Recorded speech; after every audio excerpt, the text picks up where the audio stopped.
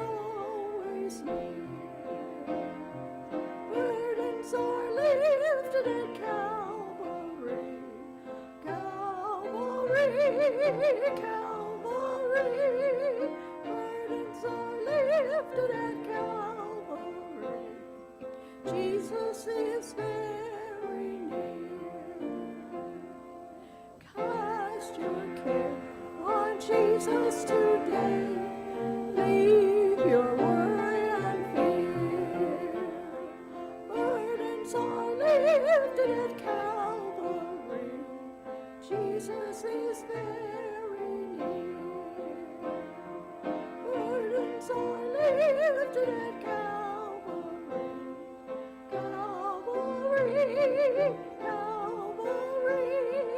Burdens are lifted at Calvary. Jesus is very near. Troubled soul, a Savior can see. Every heartache and tear. Burdens are lifted at Calvary.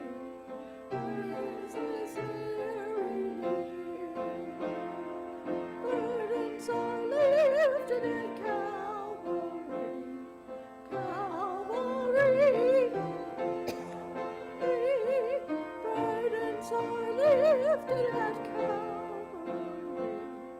Jesus is very near. Thank you for joining in.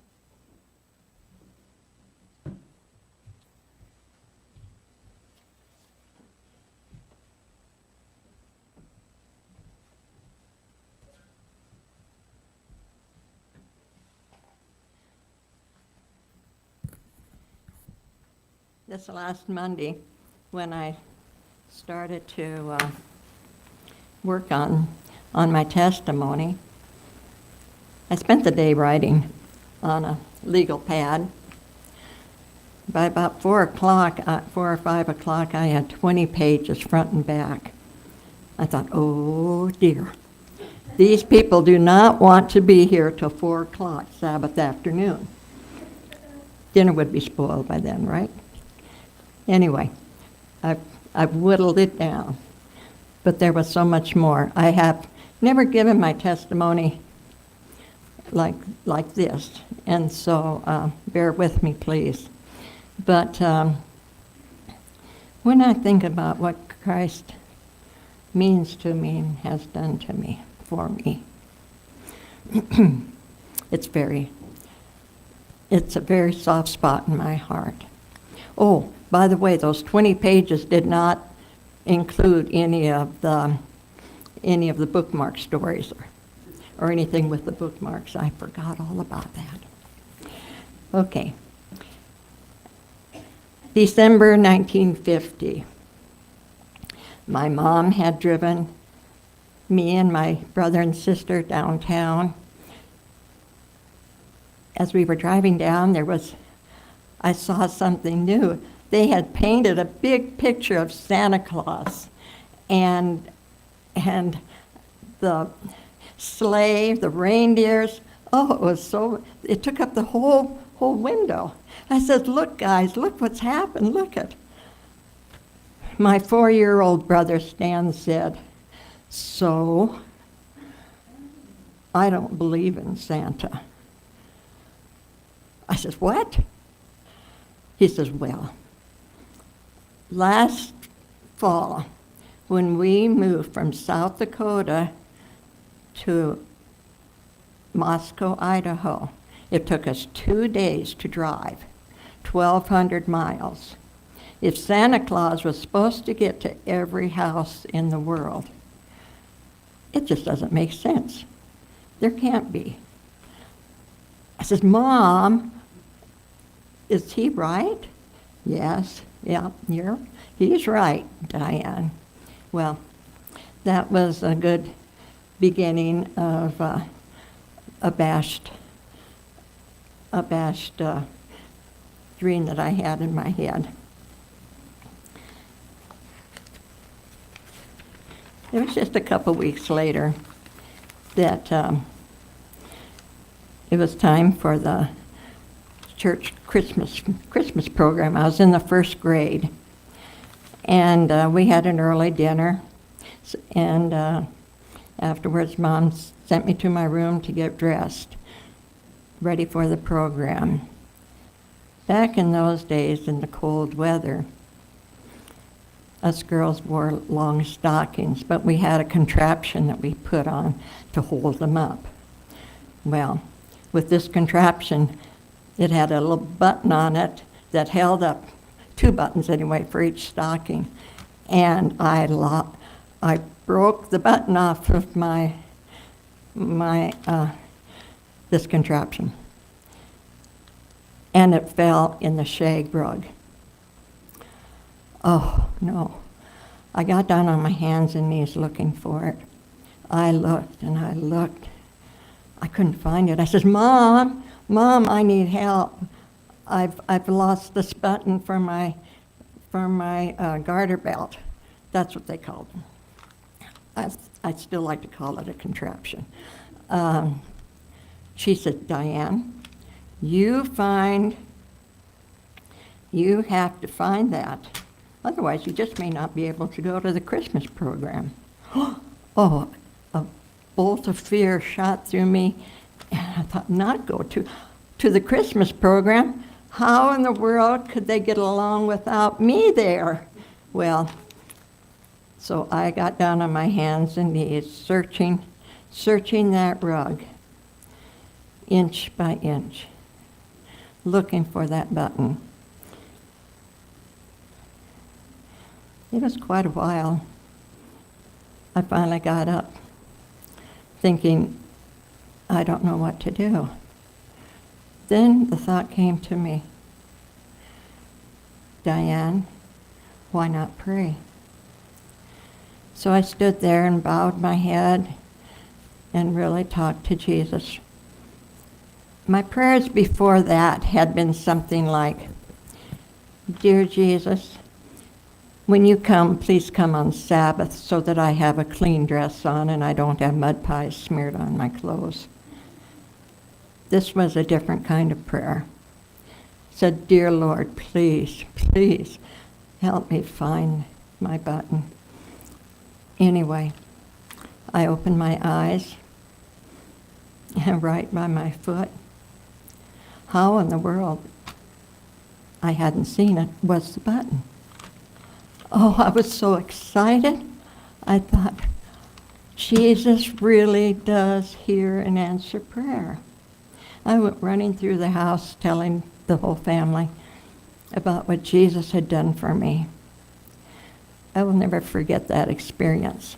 This is the first experience I had with really praying to Jesus for something that I was in need of.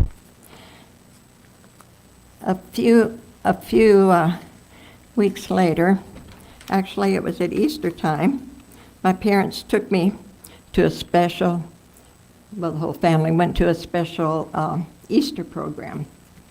I sat on the front row like all of us kids did in those days.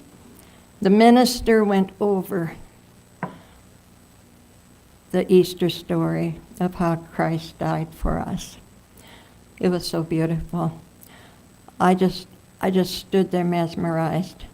In fact, tears started coming down my cheeks, and I went back to my parents and I said, Mom, Dad, did you realize how much he did for us? He did that for even me? Yes, they did it. He did it for you too. It was from then that I knew I was going to stay close to him. I really wanted to be I would have wanted to be baptized right then, but my older sister had been baptized a little too early, and my parents had regretted that they had allowed her to, so they wanted me to wait till I was 12, which was a good age. After my senior year, skipping ahead, after my senior year in academy, I was able to earn a scholarship for Union College by colporteuring. One of the biggest blessings from that summer, though, was not the scholarship. My mother had been working in a drugstore. She was a clerk. And my brother and I both kept thinking, this is a job our mom could do and do so well. We kept telling her and encouraging her, this would be so much better for you than what you're doing. We didn't realize that Mom was taking it serious, though. She was taking it to the Lord every night. The Holy Spirit was working on her heart.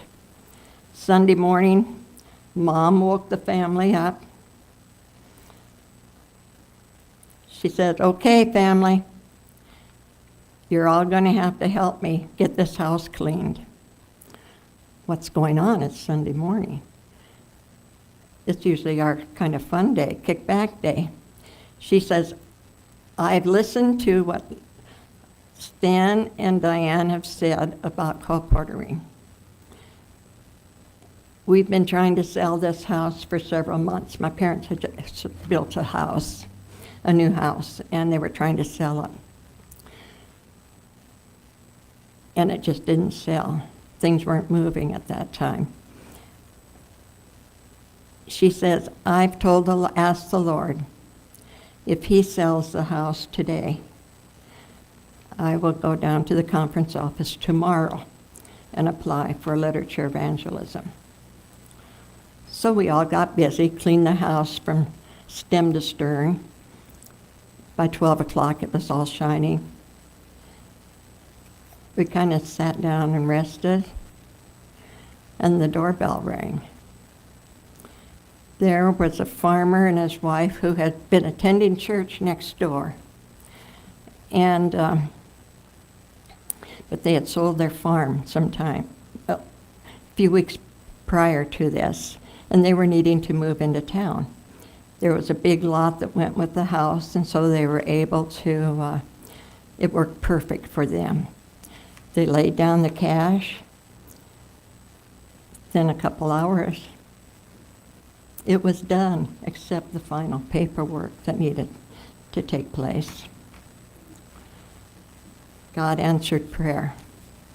Now, my mother had a part to play.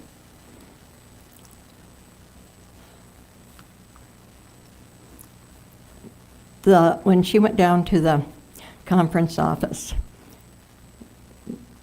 I'll never forget this happening.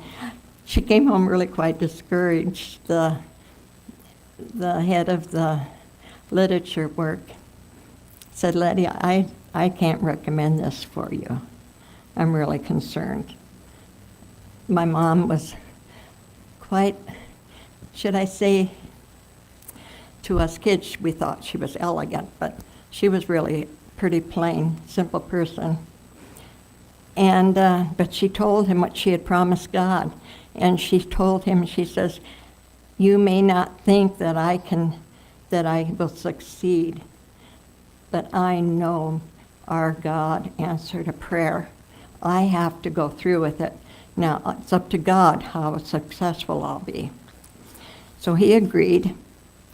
First day they went out, she sold $1,000 worth of books. That was really unusual for in the late 1950s. But for 4 or 5 years, she led the Northern Union, who had a large literature evangelism program. But she led them for 4 years, for all those years. But later then she was called to Minnesota Conference to be the Bible worker. And there again until she retired. She brought many, many souls to the Lord. It was interesting when we moved to Arizona, went to the conference office.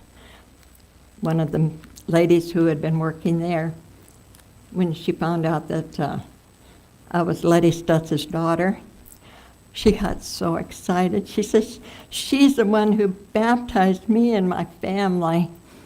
And anyway, her husband had died, and she'd married a minister and was working up there.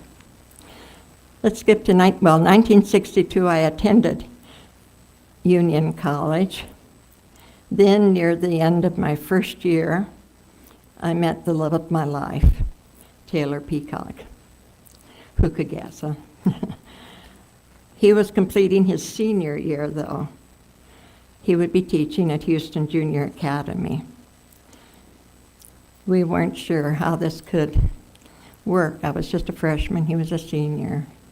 Well, a year later, we were married because he wanted to continue in his education work. And I was ready to quit school and do that. The Lord was so good to us in helping and guiding us.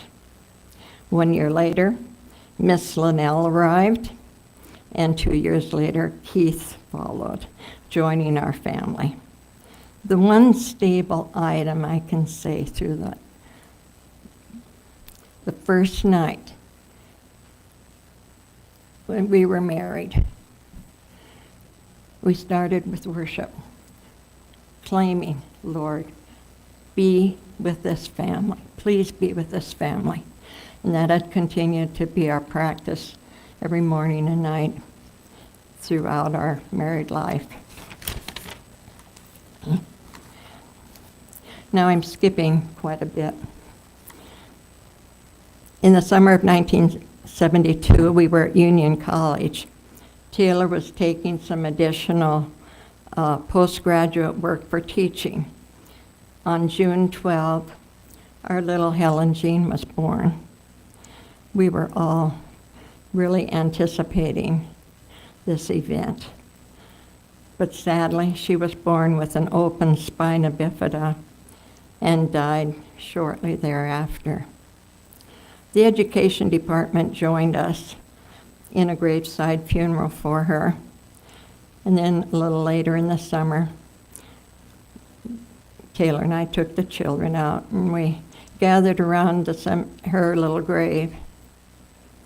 And each one of us made a promise to her that we wanted to join her when the Lord comes, that resurrection morning. 4 days later, we received word that the school Taylor had contracted to teach that fall had closed, and he was without a job. The problem was when Dr. Stone, the leader of the Department of Education, sent word out for openings that might be available, there were none available. There were more teachers that wanted to teach that year than there were schools available at that time, which was unusual. Before they had been crying for teachers. Taylor and I spent time seeking help from God. Taylor came home though one day all excited. He had been reading Steps to Christ, and he shared what page 70 has on it. Consecrate yourself to God in the morning. Make this your very first work. Let your prayer be, take me, O Lord, as wholly thine.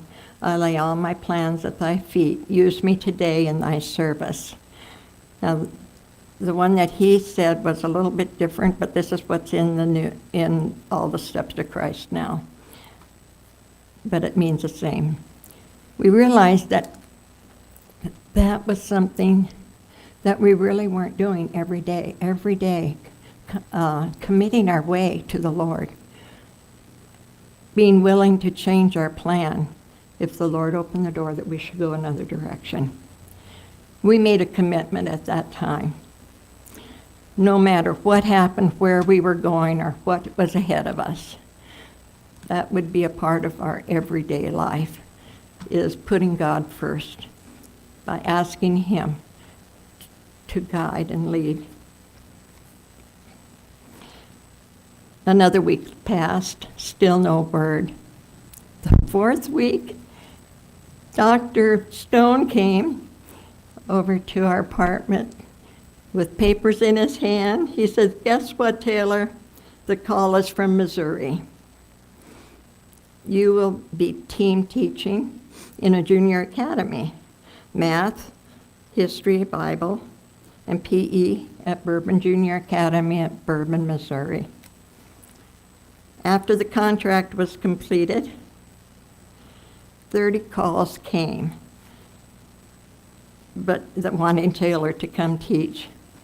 But God knew that this little family needed to be at Bourbon, Missouri. It wasn't until the contract was closed that any of these came in.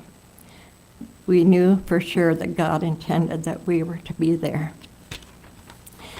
We were there. It was a church that the whole family grew in.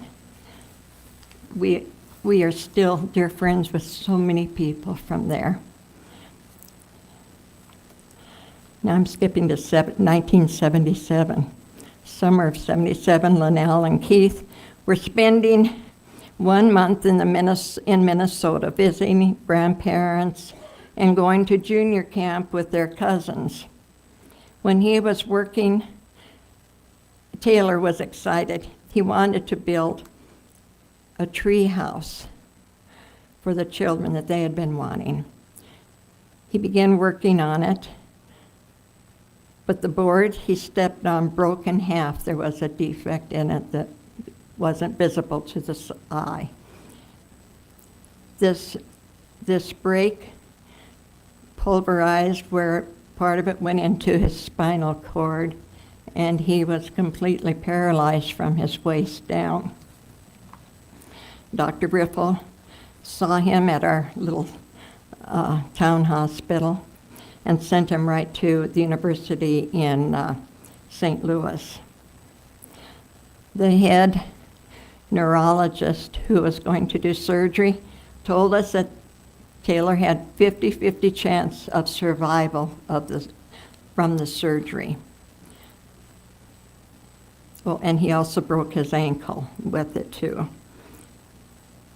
With only 50% chance of surviving, Taylor says, I'm not going to do this without being prayed for and being anointed.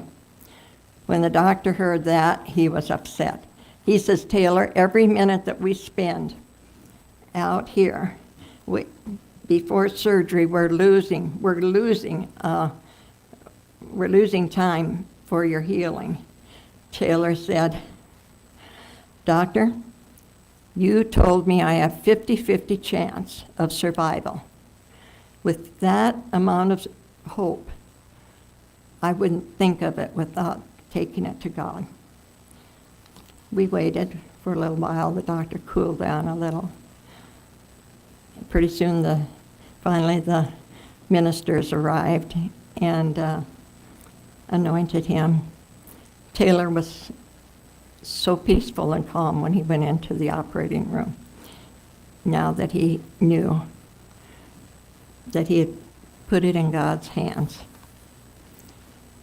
The surgery was definitely a success, and even more than that. 6 weeks later, when he left the hospital, he left it being able to walk. His paralysis had been healed. When the neurologist saw him walking,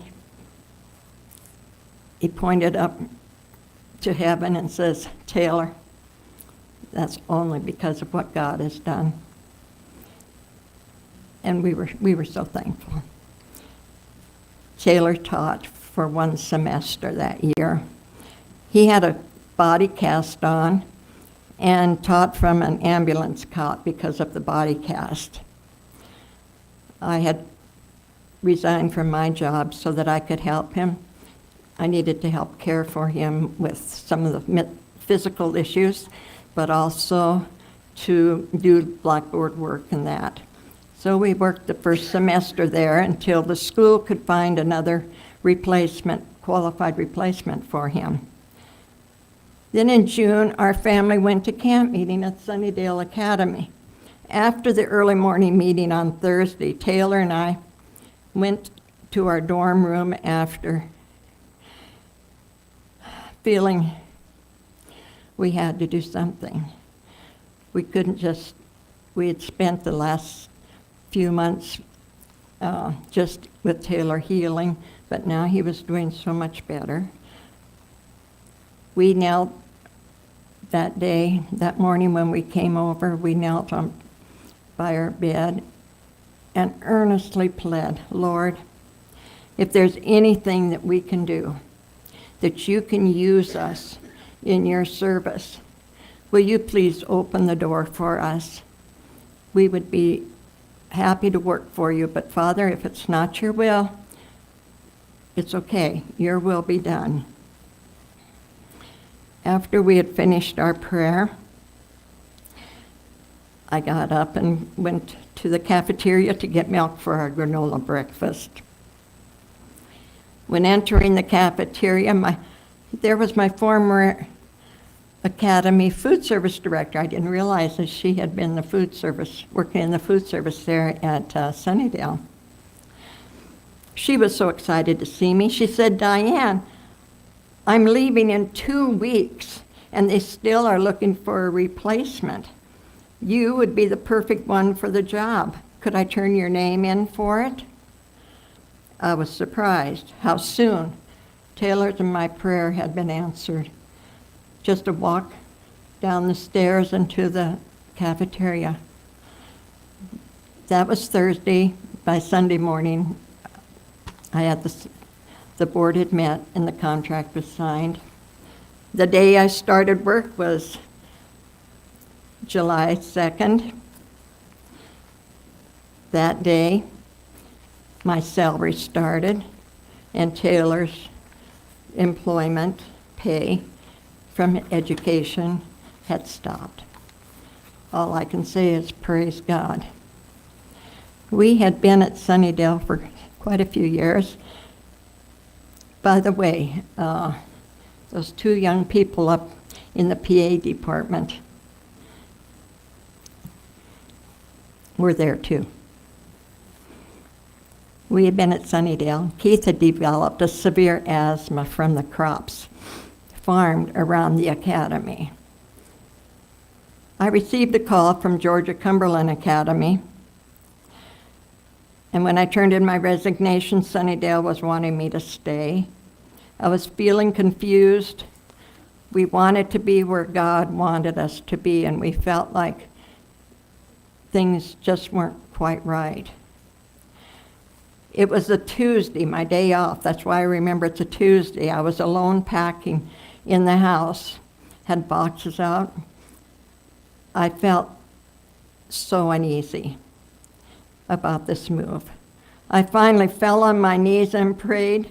I pled with the Lord to lead us where we should go for Keith's asthma, which had developed to be life-threatening at times, and for peace, that this was God's will where we should go.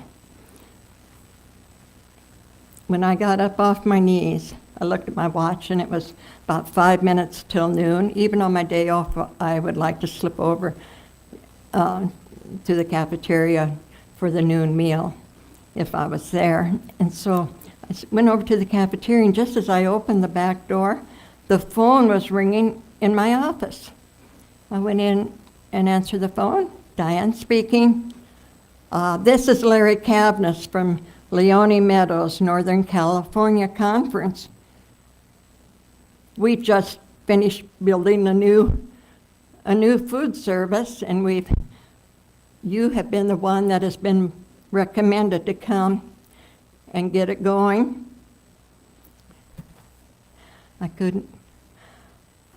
I was in shock. I can honestly say I was in shock because it was so fast, and I knew that it was an answer to prayer. I was so humbled also that God had answered. After arriving at Leone, Taylor and I realized what a blessing this had been, not only for us, but for both of our children. After 5.5 years at Northern California, I was called to Upper Columbia Academy, located near Spokane, Washington. We spent 5 years there. During the 5th year at Washington, we realized I needed to take a medical retirement. I had 2 surgeries on my feet, on both of my feet, and I was needing more. I spent the last year working from an electric cart. Again, we prayed for guidance and were led to Cochise, Arizona. Linnell and John and their 2 children were living there. In Tucson, Keith and his sons joined us later. Taylor's mother needed care, so she moved for us to care for her until her death.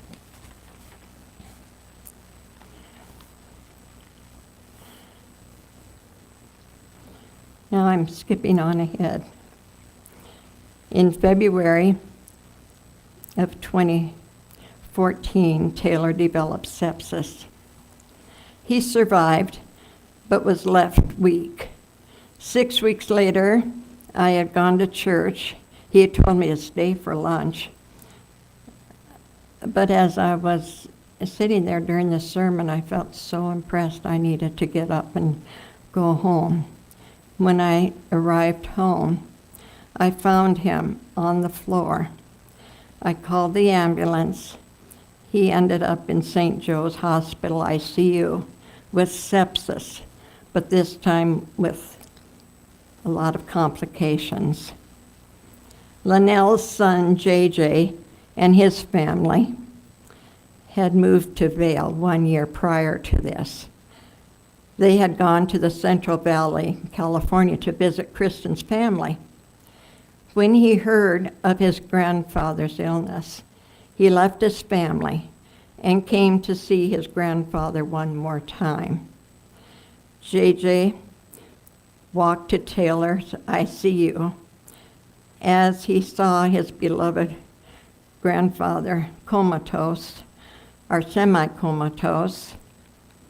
He went right over to him, laying across him. He started tearfully talking to him.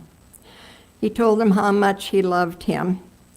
He then continued to tell him how sorry he was that he had gotten so embarrassed, because when he was with them so many times, Grandpa would talk about what God had done for him and how much he loved the Lord. JJ was sobbing. He ended up but saying, "But Grandpa, I'm not embarrassed anymore. I promise you that from this day forward, I will share Jesus with everyone who will listen, like you taught me to. I love you so much, Grandpa." And as JJ slowly got up, Taylor tried to speak, but wasn't able to, but there was a smile, and tears were on his cheeks. So we knew he had heard him. On April 8th, 2014, Taylor passed away.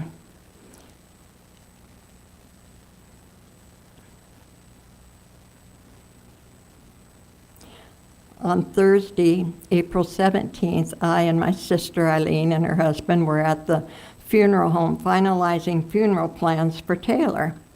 I received a call from Linnell stating that JJ and his 3-year-old daughter, Taylor Nicole, had just been killed by a young man who was texting while he was driving. They were on their way to Grandfather's funeral. His wife, Kristen, and 19-month-old Adeline had survived.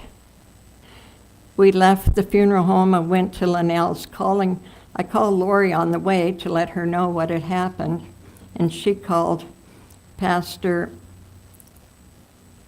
Douglas and Ellen about it.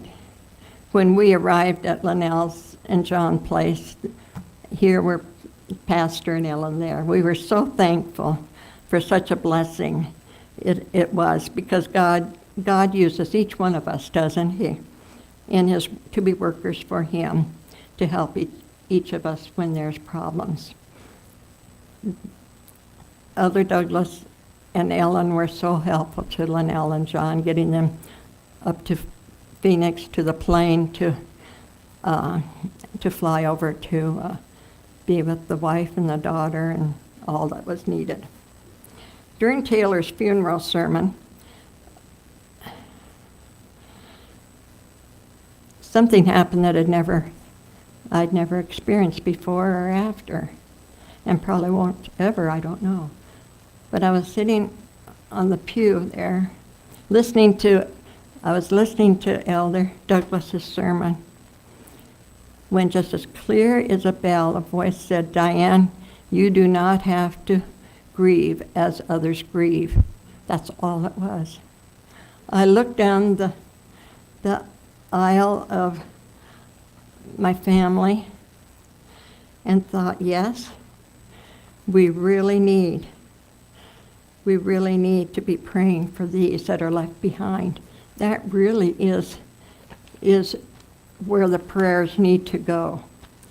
The following Sunday, we were at J.J. and Taylor Nicole's funeral at the church in Danube.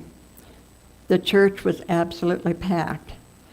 There were also friends that J.J. had texted and pled with after he had left Taylor that were there in attendance. Through all of this, the presence of the Lord was very close. He is definitely our comforter in time of sorrow.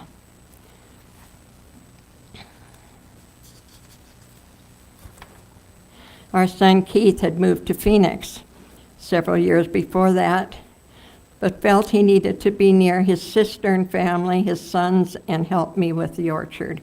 After purchasing a home, he found a job at a new body shop.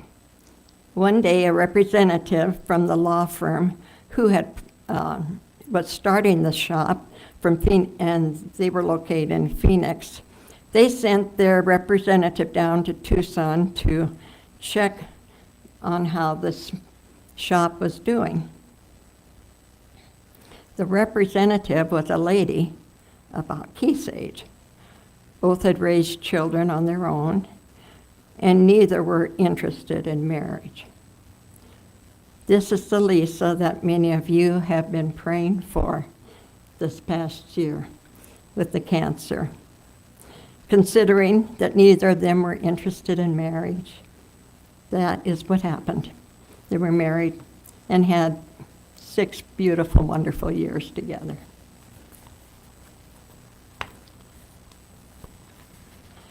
In the summer of 2022, things began to change for Keith as he became ill, which was very rare for him. He was always very well, going from doctor to doctor for help. In October, he was admitted to Banner Hospital, where he had 3 surgeries, all the time spent in ICU. By the first week of November, we were told that he would not be alive much longer. During that time, he was anointed and began to realize his time was very short. But Keith wanted to go home. He just wanted to be by the fireplace. Thanks to hospice, that did happen, and he got to spend a few days in front of the fireplace. We put his bed in front of the fireplace. After he was all settled into his bed and by the fireplace, when I came in, he held out his arm to me and said, "Mom, will you please come? Let's pray." This was repeated multiple times while he was alive. The family was close those days, with many hugs and much love shared. On Friday, November 18th, he went to sleep until resurrection morning.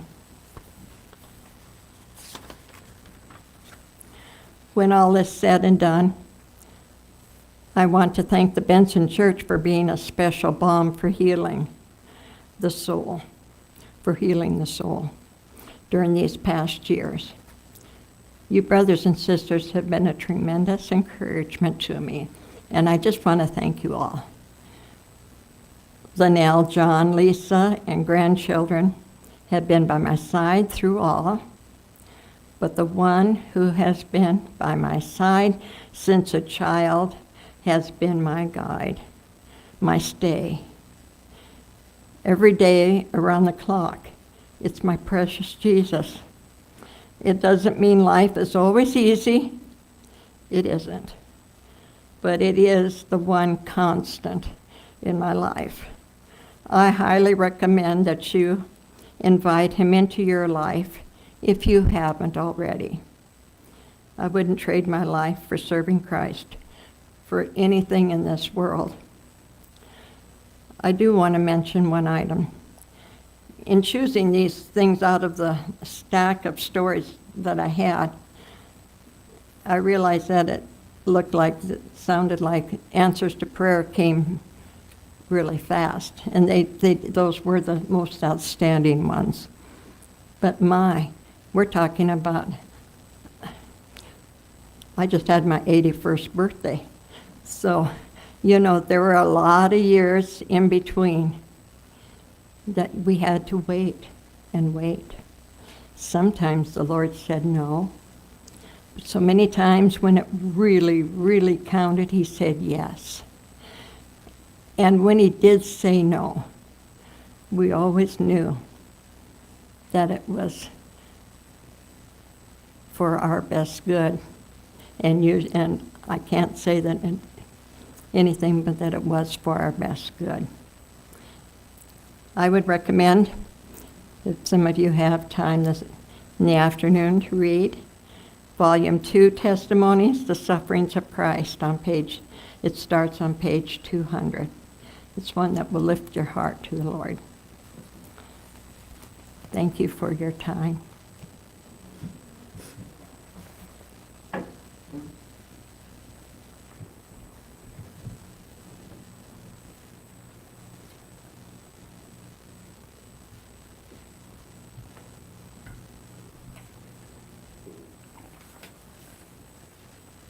Shall we stand and sing our hymn of praise, 181?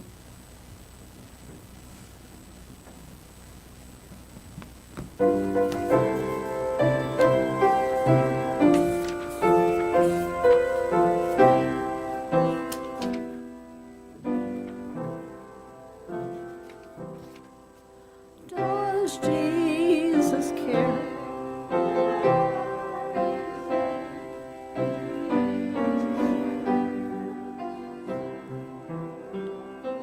As the burdens press and the cares distress and the way grows weary and long. Oh yes, he cares. I know he cares. His heart is touched with my grief. When the days are weary, or long nights dreary, I know my Savior cares.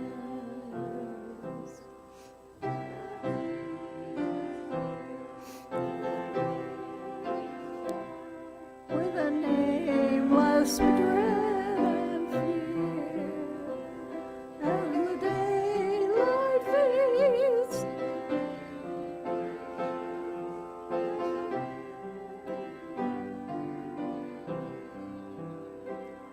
oh yes, he cares. I know he cares. His heart is touched with my grief. When the days are weary, the long nights dreary, I know my Savior cares. Does Jesus care when I've said goodbye to the dearest on earth to me? And my sad heart aches till it nearly breaks. Is it odd to him? Does he care? Oh, yes, he cares. I know he cares.